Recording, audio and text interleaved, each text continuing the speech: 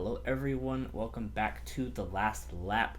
In today's episode, we're going to be recapping everything that happened at the Indianapolis Road Course. It was the inaugural race there for the Cup Series, and then the Xfinity Series race there as well for the second time. And there was also an IndyCar race. Saturday was a doubleheader, but we're going to keep it NASCAR related on this channel. But before we hop into the video, I just want to remind you guys to hit that subscribe button down below and the like button as well. It goes a long way, helps the channel grow, helps us reach new people, and all of that good stuff. And you can check us out on Instagram at The Last Lap News. We try to post some content on throughout the week on there, as well in between our YouTube videos on here. So without further ado, I always got to introduce my friend and co-host Matthew, who is joining me for the final time for a while from his house in North Carolina. He'll be going to Liberty in a few weeks, so how was your weekend, and are you excited to go back to college? This is it, man. We're going into our final year. Yeah, I'm heading back to Liberty, and so the next time we do a video, it'll be in a different background for me. So just an FYI, and I know it was a fun weekend for you since you were at the race. So can't wait to hear what you have to say about that one. Yeah, it was a great weekend. Unfortunately, I didn't catch most of the Xfinity race or the IndyCar race. I know you watched a little bit of the IndyCar race too, because I was in town visiting my girlfriend as well. I wasn't just up there for the race, so I hung out with her and her family Saturday, and then her and I went to the race on Sunday. But I'll get into the race a little bit later. I'll let you kind of recap the Xfinity race first, and then we'll hop into the Cup Series race after that. So go ahead and tell me what happened for the Xfinity race on Saturday. Alright, so for the most part, it was a Penske sweep that day. Will Power from IndyCar won that race earlier, and then Austin Cindric ended up winning for the Xfinity race at the Indy Road Course. And AJ Allmendinger also finished second too, which he said he wasn't happy about that, but he was definitely happy the next day. We'll get to that. The main controversy that happened was this little red bump that was on the side. It seemed like at around turn 6 with that whole curve, which we'll get into that as well, because that was a big deal. But apparently on lap 1, some of the front runners and back runners were hitting this little red bump that was it, and that was lifting the front of the car up, and they ended up taking out that certain bump after the Xfinity race, so it wasn't there for the Cup race, which was good because everybody was running up there and damaging everyone's front ends, it seemed like. And then there's the whole big deal with that other bump that was in the it was between turns 5 and 6, and Chris Wright in the 26 car basically hit that, and that thing took off like Dukes of Hazzard, it seemed like. Hell, that was crazy to see, and that wouldn't be the only time someone hit that in this weekend. So other than that, Austin Cindric won. I heard Ty Gibbs was also up there as well for a little bit, but ended up being Austin Cindric taking the win, and basically another Austin Cindric win, and he's definitely gonna be championship favorite from what I can tell. I mean, there's no doubt, but who knows? Especially since the playoff formats. But I mean, the playoffs are coming in a couple weeks. So, yep, that's pretty much what happened in the Xfinity race. Yeah, turns 5 and 6 were an issue for both series. It seemed like for the Cup cars with the curves and the speed bumps or whatever you want to call them. There were a bunch of obstacles there that might not have needed to be there, but we'll talk about that once we recap the race. But I'll go ahead and tell you guys what happened on Sunday. So my girlfriend and I got to the track around a little bit before 9 o'clock, and 9 o'clock is when qualifying started, so we parked, got out of the car, made our way to the track. We parked, it was literally like, we could see the gate right where we parked, so we could just walk right in. It was pretty close. We walked in, and we had general admission tickets, which means our seats were the grassy areas on the inside of the racetrack. So we went under the tunnel, came out the other side, and we just turned right around the tunnel and stood right where turn 1 for the road course was, and that was right when qualifying was starting, and we saw the drivers roll off pit road one by one. Chase and Kyle were right behind each other, so that was really cool to see them go off together. And we watched qualifying. We stayed there for a little bit, and then we started walking back towards. So this week it was from the front of pit road towards the back of pit road. We started walking back towards the start finish line, and we hang out there for a bit. We saw a few drivers on pit road like Chris Buescher, Matt DiBenedetto, Alex Bowman, maybe a few others too. We saw AJ Allmendinger on pit road. Obviously, we couldn't get autographs because we were behind the fence, but we saw them for a little bit, and then we met the guy that I was supposed to meet, who is the director of radio operations there at the racetrack. We met him right after qualifying was over, and he was a really nice guy. Gave us a tour of the media center and the pagoda, so that was super cool. We got to go into the media center and see where the drivers did interviews after the race. I met one of the MRN reporters. I believe his name is Doug Rice, I'm pretty sure. I met him, and he was the guy calling the race from the media center, so it was really cool to meet him. And then we went out of there, went up to the pagoda, and it was so cool up there, just the view on the front stretch. I got a few pictures I'll put up in the video, but super cool view up there. I saw the NBC booth, but it was literally just after Dale Jr.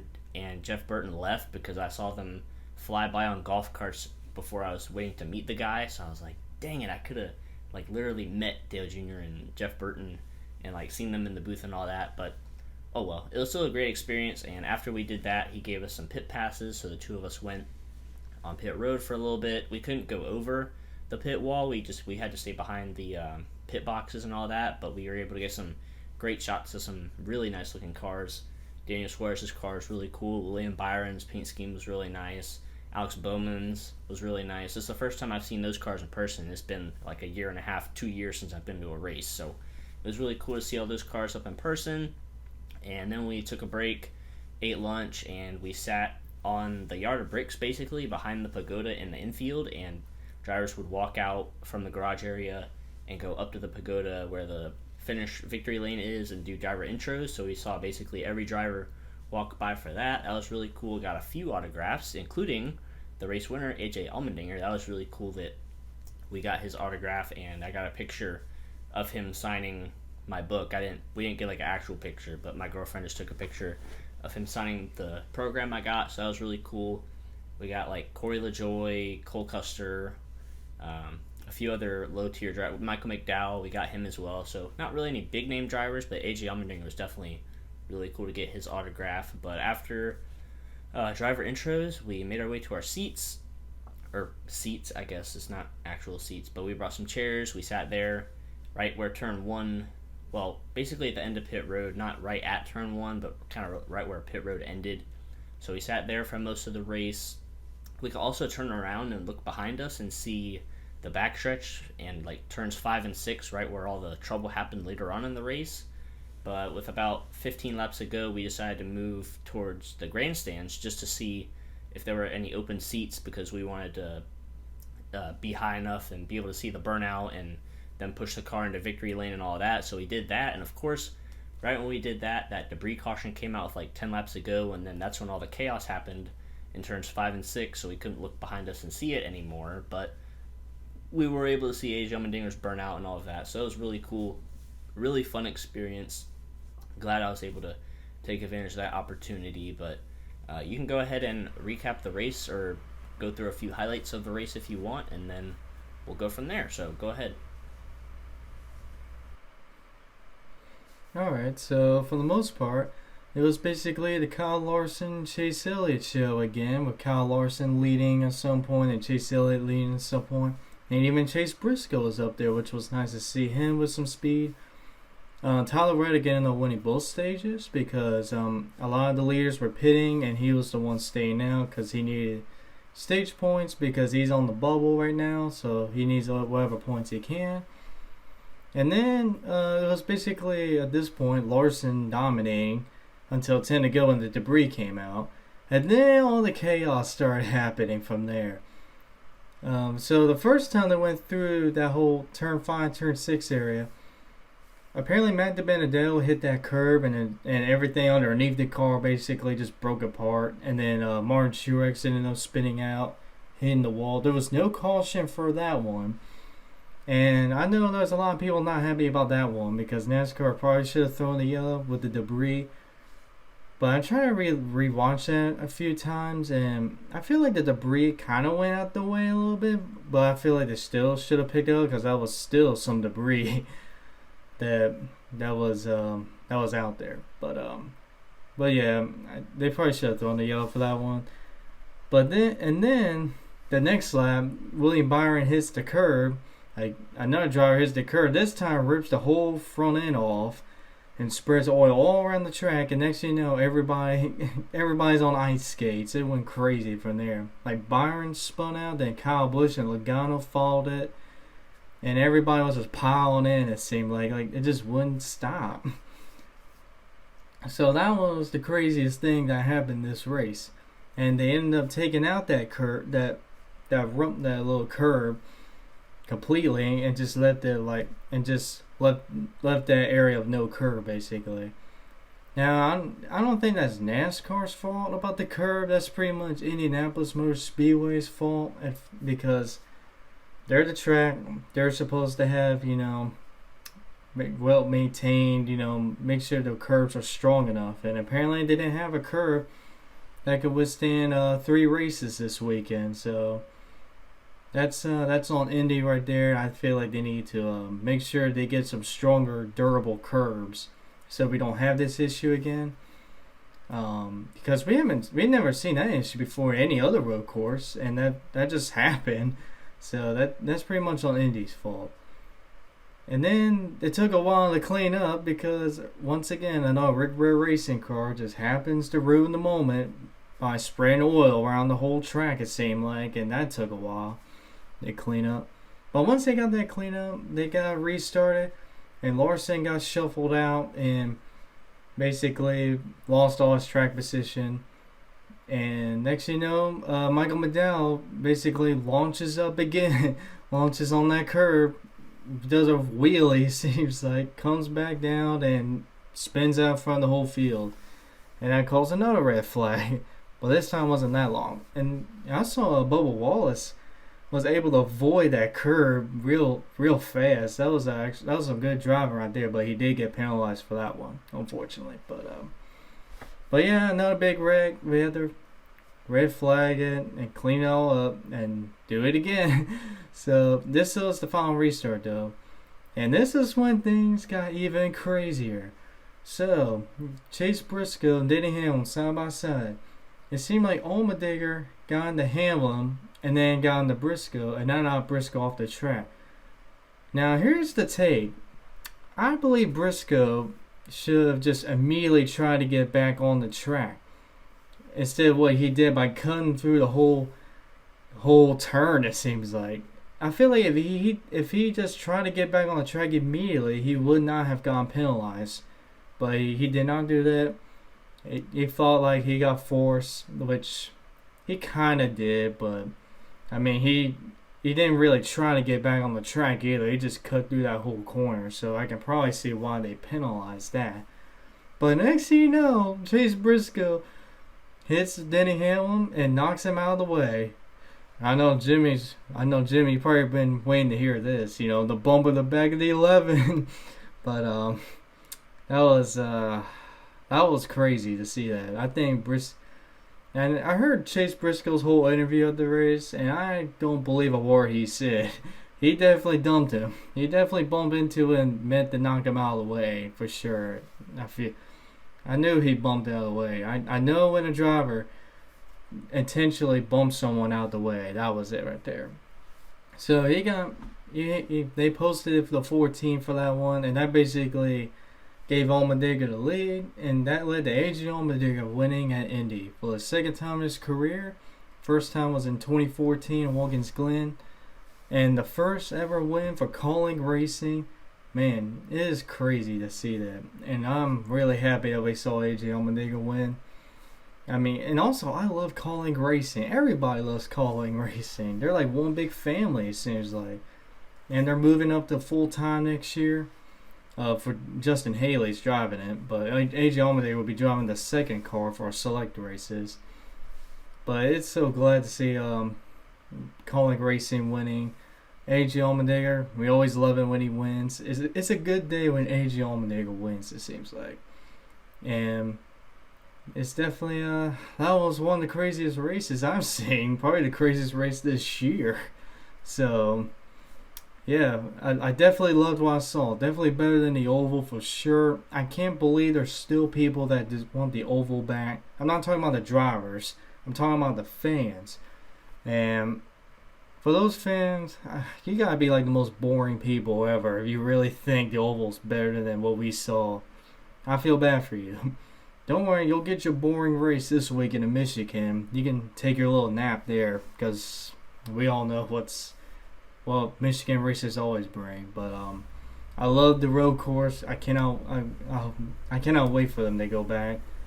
And yeah, that was Jimmy pretty much explained his experience, and it was definitely crazy from my point of view on TV.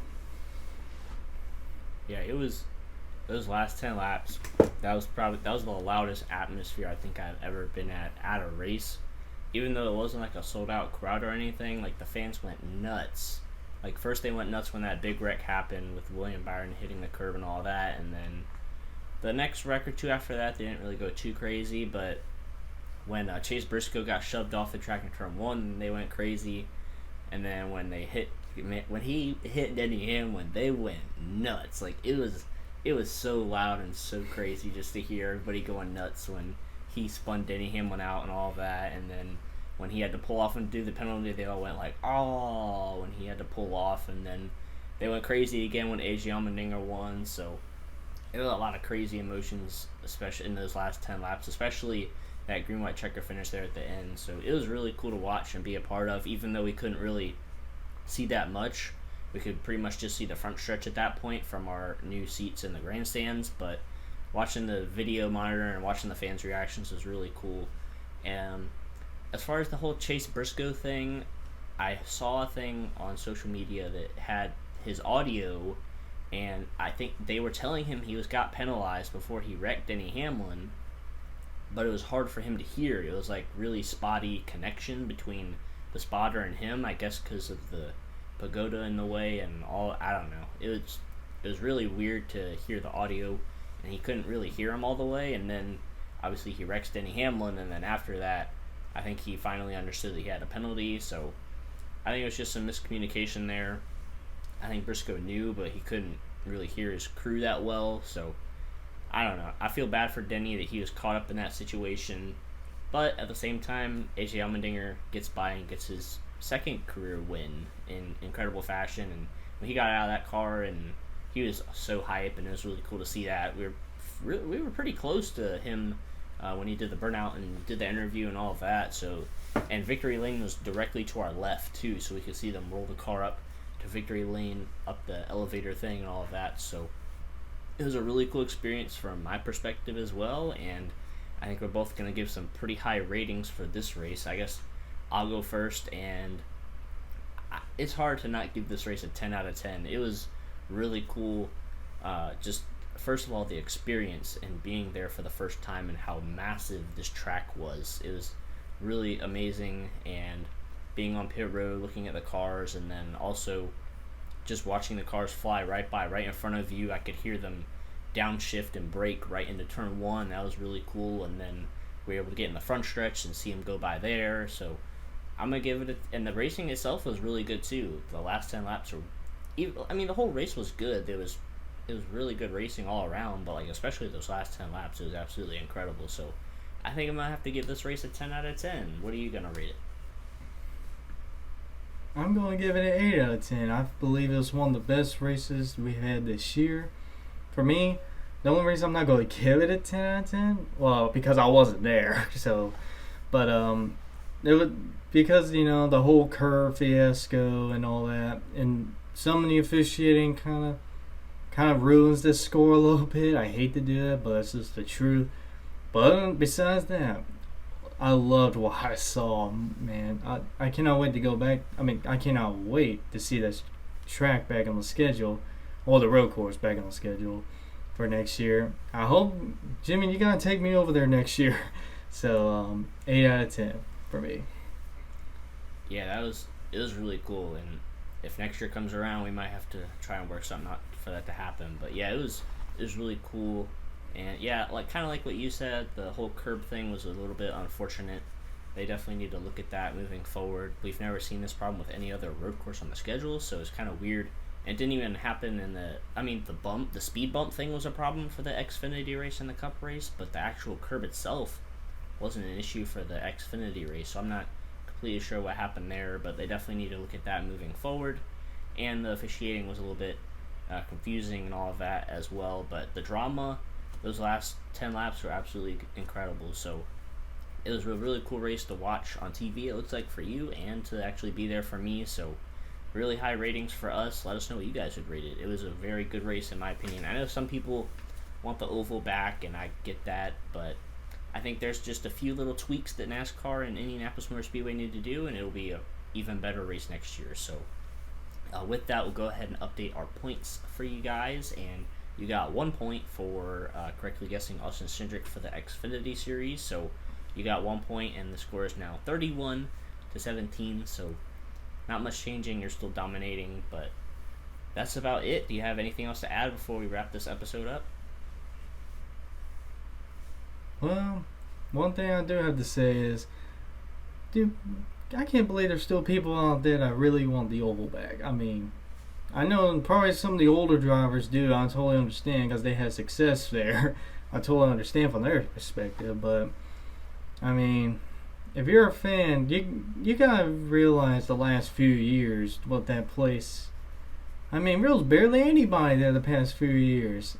I mean, it was like last year. It was like a COVID race. It seemed like, and I mean, when was the last time we had a really good Brickyard oval race? Let's just be honest here. Like the last one I can remember was probably like I don't even know. Maybe like 2011 or something when they actually came down to fuel mileage. The one Casey Kane won a few years ago. That one was pretty cool. I'm pretty sure. I think that was a really good finish. I think, from what I remember. Okay. Yeah, that was crazy. Yeah. Okay. Besides that race, haven't seen any other memorable ones. It seems like so. I'm glad they did the road course, and I'm glad they better bring it back because what we saw was way better than we've seen the past like decade. It seems like. But other than that, that's all I have to say about that. I mean, NASCAR fans are really boring sometimes, so that's all I have to say. Yeah, I'm excited for. I'm sure that they'll do the road course in the future. I'll have to talk with that guy and see if he knows like the numbers and all of that for if their fans increased or decreased from previous races and all that. But it was a really cool atmosphere. I'm glad I was able to go. There were a lot of things that had to come together to make this happen, like the tickets themselves, where I would stay, and just all kind of stuff had to come together. And some things came up at the last minute that made the plans a little bit more tough to come together, but I'm glad it all worked out. It was a great experience. I'm glad I was able to go, and my girlfriend's into it, so it looks like we'll be going to a few more races together in the future. She's really intrigued. Doesn't have a favorite driver quite yet, but I'll be working on that within the next few weeks or years, but I'm sure she'll have a favorite driver in the future. But that's going to go ahead and wrap it up for this video. We really do hope you guys enjoyed it. It was a really great race. I'm glad I was able to go and experience it and give you guys a little bit of footage as well. But until then, we'll see you guys in the next video.